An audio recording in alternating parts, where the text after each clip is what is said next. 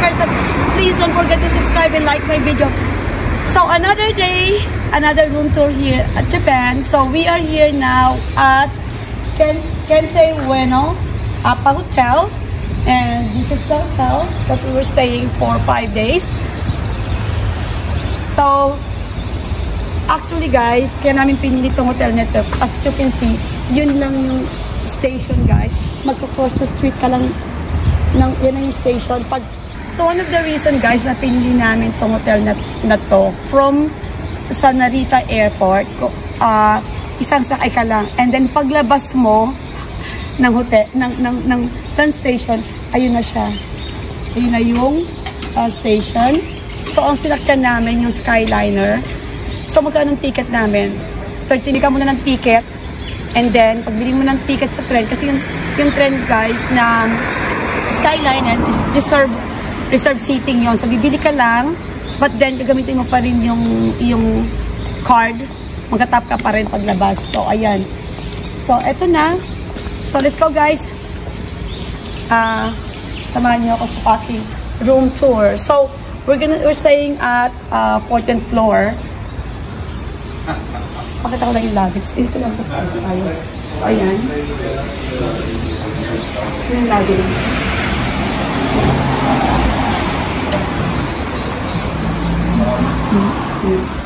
36. So this is the lobby. So actually guys, meron silang morning breakfast buffet, pero hindi na namin kinuha kasi usually hindi naman kami nag-i-stay dito ng breakfast because alam mo naman, my favorite 7-Eleven coffee. So ayan, yung lobby nila. So what's funny is, hindi naman funny, pero ang nakakatawa, nung nag-check-in kami kahapon, dalawang babae dito sa counter, they're Filipino. Kala namin Japanese. So now, let's go guys.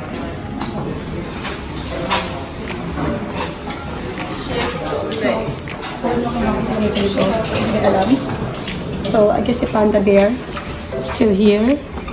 Okay.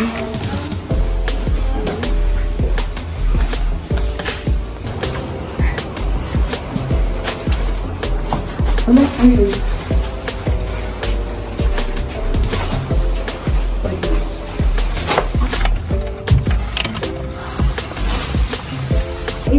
Ayan na. Actually, hindi ko mabuksan kasi sobrang liit talaga. So, pagpasok nyo, ayan, 2-step, then, come on in, close the door. Hindi ma-film na, nag-film sa akin, guys. So, okay, pagpasok nyo, guys, actually, 2-step, restroom, bathroom, combo, shower. So, ito siya, guys. Ayan na, yung actual. So, I don't know paano makakasurvive dito yung medyo matangkad. Kasi si husband ko, 5'8", 5'9". Ako nga guys, malapit umabot yung ceiling. Anyhow, cleanliness, okay. So, yung bathroom nila, ay itong toilet nila, meron naman silang ganito, high-tech, you know. Lahat ng sa Japan, high-tech. Yan, malinis naman. And then, andito yung mga towel, amenities nila, clean. So, yung amenities nila, may toothbrush, merong razor, merong pantali sa buhok, and they even have throat wash, pang scrub. And then, of course, meron silang hand wash, shampoo, and then, pwede ka pumasok para makita mo lang yung tub. So, ito yung tub. Ayan. Kagabi, tinry ko siyang gamitin. Of course, nakaupo ako. Ayan. So, sa akin, okay naman. Kumbaga, naka-adjust naman ako or sa pag-wash and everything. So, but this is actually the bathroom, shower, lahat combined. Isang dipa lang siya, guys. Right there. At dito, 1.5 dipa. So, ito yung actual na to, Kasi kagabi, hindi ko na i-vlog yung simula. Pero, papakita ko sa inyo, in the beginning of this vlog, siguro makikita nyo na inano namin, yung before na hindi pa kami nakapasok. So, ito na. So, 2-step, restroom, bathroom, whatever. Yan. And then, dito sa side na to, meron kayong hangiran ng mga damit nyo. Ayan, nakalagay dyan.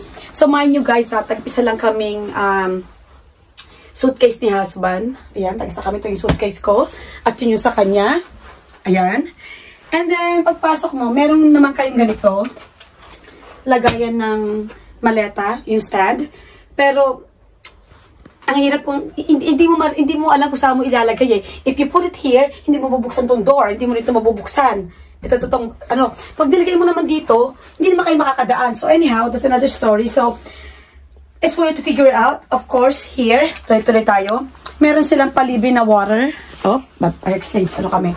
Meron silang palibre na water. Ayan. And then, meron din silang pang-inta ng tubig. Ito. Tag pa yung bra nila. And then, meron kami, papakita ko sa inyo, meron silang refrigerator dito. Hindi na namin inon. For some reason, hindi na namin yung gamitin. Dito yung cup nila, tapos yung kape. Dito dyan. So, yun na. And then, ito yung table na merong, ay, shocks. Ito yung mga, socket nyo, pang plug. Then, of course, merong phone from outside, I guess, and downstairs. Ayan. And then, okay, from the step to the door, from the bathroom, di ba, 2 step? So, babalik na kayo dito. 1, 2, 3. So, 5 step, nasa bed ka na. So, ito naman yung bed. This is full, right, Dad? Full tong bed. Tapos, may window ka naman. Yung window mo, makikita mo sa labas. Let's see nga again. Bata ko na sa iyo. Wala kang makikita, kundi building. Pero at least may window if you want, fresh air. Ayan. And then, of course, pala, meron silang mirror dito. So, kung yung isa nakaupo, pwede ka dito yung isa, dito mag-makeup, pwede, nakatayo. And then, mayroon silang pachinelas dito. Ayan. At mayroon pa pala nakalimutan ko ipakita sa inyo, guys. Ito, isa drawer na to. Okay. Hair dryer. And then, meron silang robe or pajama. Some people, they use it as pajama. But, we're not planning to use it kasi wala lang. Yan. Balik ko na lang dyan para maayos lang. Hold on. Tapos natin to. Ayan. This is Apa Hotel. Hindi ko nasabi, no? Apa Hotel. And, Bueno. So, actually, guys, itong room na to is 150 per night. Lahat na pati tax and everything.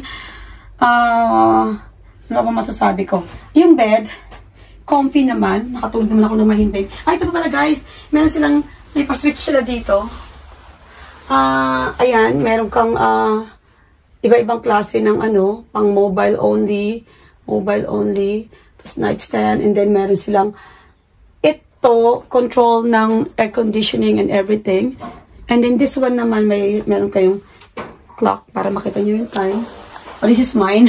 So, ayan. Okay, eto na. Overall, this is the smallest, I think, na room na napuntahan namin, na-stayan ko. Kung hindi nyo pa napanood yung aking mga room tour, even here or in Osaka. Ito yung pinakamaliit, pero ito yung pinaka-convenient kasi ang lapit lang niya. Actually, literally, paglabas ng station, JR, di ba? Mag-right ka lang, andyan na siya. Yung parang cross ka lang, andyan na. So, location is perfect. And then, ito yung hotel na to, pag nag-cross the street ka mamaya, magagawa kami ng vlog, another vlog sa Ueno Park, andun na yung park. Tapos lakad ka na lang, parang sa mga, napakalapit lang. But, ano ba masasabi ko?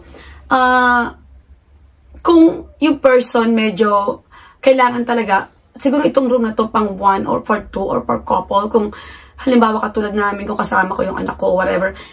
Dalawa lang kami, nag-umpugong kami dalawa rito, nag-anuhan kami dalawa. Kasi, okay, kailangan isa lang, yung isa lang muna yung isa lang muna yung parang mag-aayos ng sarili niya. Tapos wala kang space. Even the bathroom, ang hirap mag-bihis. Dito na lang ako nag-bihis at harapan na to. So, ayan. But overall, expected naman natin sa Japan na maliliit yung mga room. But, for me, ito yung tingin ko na pinaka-maliit na room. So, ilalagay na lang ni husband yung size sa beginning itong vlog na ipapakita namin. So, bali lang nangyari, nag-film muna kami ng reality na nandito kami sa loob and then i-film namin to mamayang hapon pagbalik namin na nakaayos. So, yun lang guys. What else can I say? Malinis naman. Oh, meron silang TV pala. Nakalimutan ko sabihin. So, naka-off lang yung TV. Yung TV nila, I mean, lahat ng hotel siguro maraming information. So, ngayon lang, naka-off na. Pero kagabi, dahil nakahiga ako dito, napanood ko yung marami silang information dyan na nakalagay. Even kung saan ka mag-shopping, may mga coupons and everything. Yun. So, and then, nakalagay na rin dyan na, basta marami kayong mapapanood na, medyo too close lang. Kasi yung parang, andito ko nandiyan yung TV, di ba? Parang, anyhow, ganito talaga. So, okay naman yung pagtulog ko. Isa pang nagustuhan ko rin, yung maraming ilaw. Yung parang ang liwanag lang. Although, you know, low ceiling and mababa and everything, pero maliwanag. And then, walang smell. Of course, lahat naman ng hotel dito, barely pa ako nakapasok na may amoy. So, yun lang. So, Apa Hotel here at Ueno. So, hindi ko alam kung yung ibang room ganito rin kalaki, pero eto, 5-step lang, ando ka na sa bed. 2-step, bathroom. 3-step, sa bed ka na. So, ito lang talaga. Ay, 1.5 from the... Yun. So, anyhow, thank you guys for watching. And God bless you all. See you on my next room tour here. I'm in Japan. Bye, guys!